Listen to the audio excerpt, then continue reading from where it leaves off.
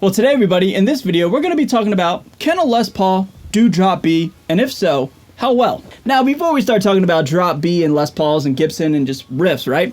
If you would be so kind, please subscribe to this channel. I really appreciate it. Thank you so much in advance. Doing my very best to create awesome content and just share my passions with you all, okay? So for those of you guys who've been following my channel recently, you guys have noticed that the 1978 Gibson Les Paul Custom has kind of made a resurgence on this channel, and I've really been digging it and really been jamming on it a lot lately.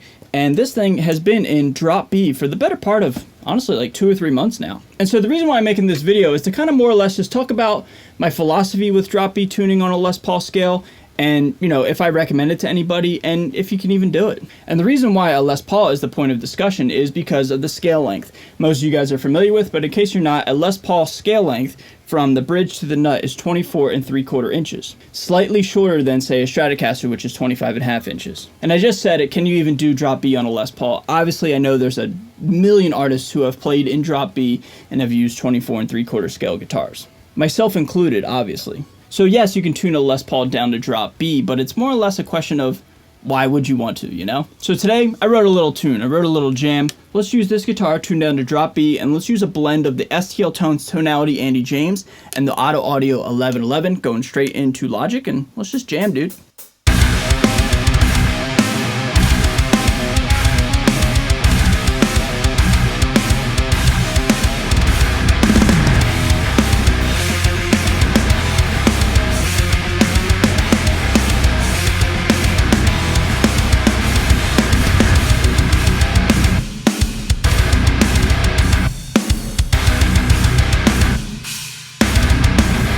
So, sounds heavy, sounds gnarly, sounds great, but is it worth it? For me personally, I use the Mammoth Slinkies for drop B on my Les Paul, and this is kind of a recent find. Prior to this string set, I was using the Not Even Slinkies by Ernie Ball, and honestly, I find that string set to be very problematic, and honestly, it doesn't really make a lot of sense. And the low string is very just kind of like a medium size. I think it's like a 56, right?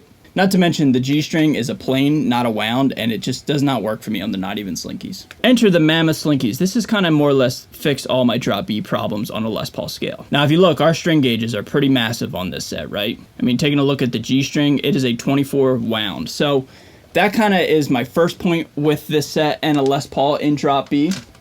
If you want to play in drop B on a 24 3/4 inch scale, you kind of have to sacrifice something. In my opinion, you got to make a decision of, do you want to play leads or rhythms, and you got to sacrifice one or the other. Now, just again, in my opinion, I think a Les Paul does really, really great as a riff machine in drop B. A 62 gauge for a low B does the job very well. It's very taut, a lot of tension, a lot of great intonation, no problems there, right? But on the contrary, in my opinion, I think the lead playing in drop B on a Les Paul scale kind of goes out the window. And the main reason why I say the lead playing kind of goes out the window is because of the G string itself. We have a 24 wound.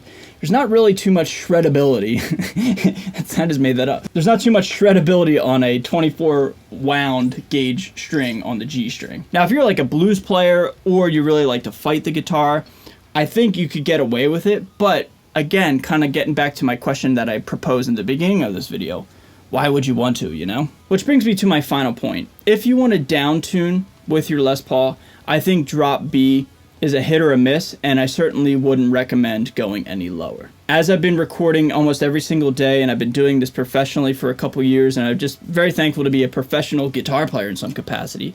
In my experience and in my opinion, drop B on a Les Paul is like as low as I would ever go on a 24 3/4 inch scale, and even that is a bit problematic. I'll put it this way, if I wasn't a giant old school Les Paul fan, I probably would never play in drop B on a Les Paul. But, I mean, I love this guitar. I think it sounds great in drop B, but is it the easiest guitar to play in the world? No. Is it the easiest to set up? Absolutely not. Do I have to sacrifice a lot when playing in drop B? Yes. So if I personally wanted to record in drop B and or have like a really well-oiled, like slick machine, something I could shred and riff on, I certainly would use like a Stratocaster Fender scale 25 1/2 inches. The amount of sacrifice that comes with getting this guitar to riff in drop B isn't worth it for me, and I think, you know, although it's cool and it's fun and I'm making this video and I'm jamming on this thing in drop B, it's not exactly the easiest guitar to play. So everybody, that's kind of my overall philosophy on drop B on a Les Paul scale. Obviously, I know there's a ton of players that have and still use Les Paul scales or Gibson scales.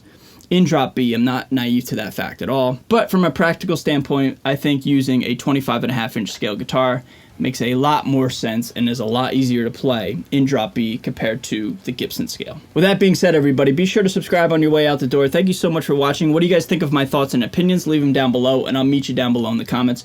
Let's just have a nice conversation about drop B and just Gibson and all the above, okay? So with that being said, everybody, I'm going to get out of here. Y'all stay safe, stay healthy, and stay metal. See you guys next time. Later.